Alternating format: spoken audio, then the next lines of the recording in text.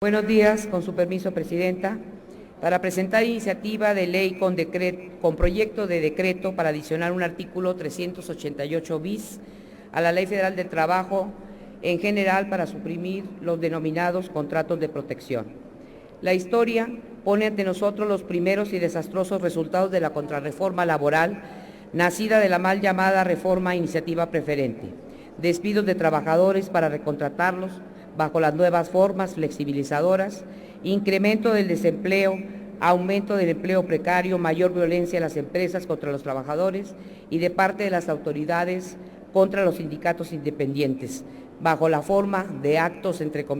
legales, entre comillas, por citar algunas.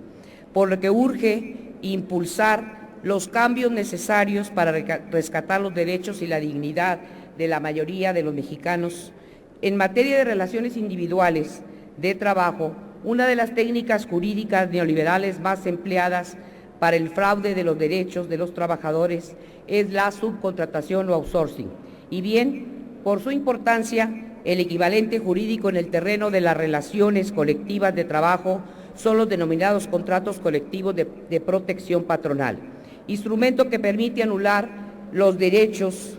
a la sindicalización, la contratación colectiva y la huelga, y en consecuencia impide que los derechos colectivos se usen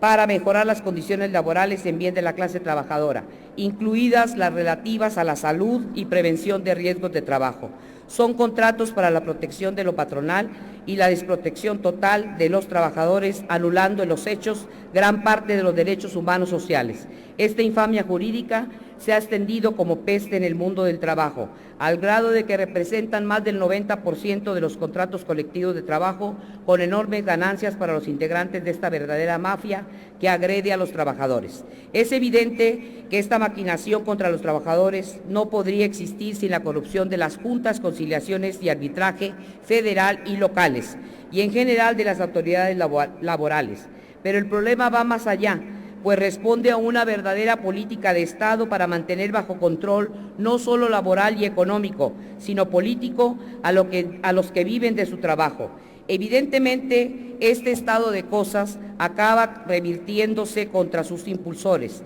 ya que la acumulación monstruosa de la riqueza nacional en unas cuantas manos está construyendo una nueva etapa de capital en manos muertas, que constituye un freno insuperable para acabar con el estancamiento nacional que se da no solo en el campo económico. La recuperación de nuestro país pasa necesariamente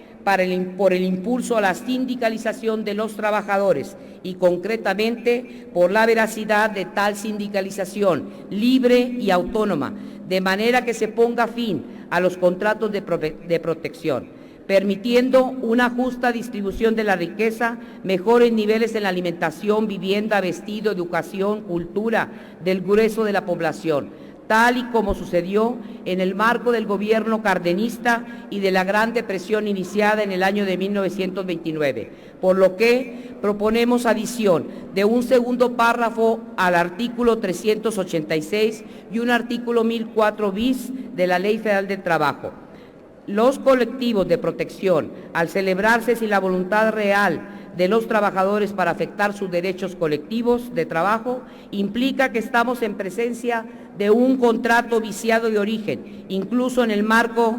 del derecho común, con mayor razón en el ámbito del derecho laboral, de conformidad con el artículo 5 de la Ley Federal del Trabajo y la fracción 27 del artículo 123, apartado A de la Constitución Federal, razón por la cual debe conceptuarse que los contratos de protección son nulos de pleno derecho, por lo que estos no deben ser obstáculo para la celebración de contratos colectivos auténticos, debiéndose presumir sin prueba, en contrario, que son contratos fraudulentos cuando durante 2 o más años no hayan sido sometidos a revisión, cuando su contenido sea una reproducción de las condiciones de trabajo mínimas previstas en la Ley Federal de Trabajo, entre otras. En complemento de lo anterior, debe crearse un tipo penal contra los que de esta manera se burlan de manera grotesca de los derechos humanos sociales de los trabajadores, que en afectación de su derecho al bienestar, a su dignidad, a su libertad y muchas veces en perjuicio de su salud